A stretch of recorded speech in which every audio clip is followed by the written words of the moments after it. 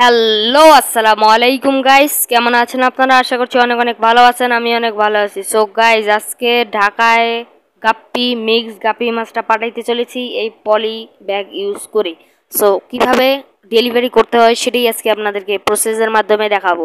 ফার্স্টে আপনাদের পলির ভিতর পানি নিয়ে মাছ ঢুকে দিতে হবে। পলির ভিতর পানি ক্রিস্টাল ক্লিয়ার পানি নেওয়ার চেষ্টা করবেন। ক্রিস্টাল ক্লিয়ার পানি নেওয়ার পর মাছটা ঢুকিয়ে দিবেন। মাছটা দেওয়ার পর সুন্দরভাবে যেদিন মাছ ডেলিভারি করবেন তার আগের দিন মাছগুলো একটা বালতিতে রেখে দিবেন এবং মাছকে কোনো রকম খাবার দিবেন না।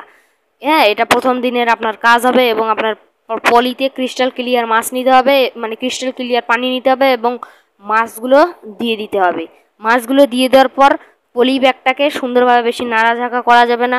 সুন্দরভাবে আমি ভিডিও করার জন্য ঝাঁকানাকা করতেছি, কিন্তু আপনারা কেউ করবেন না।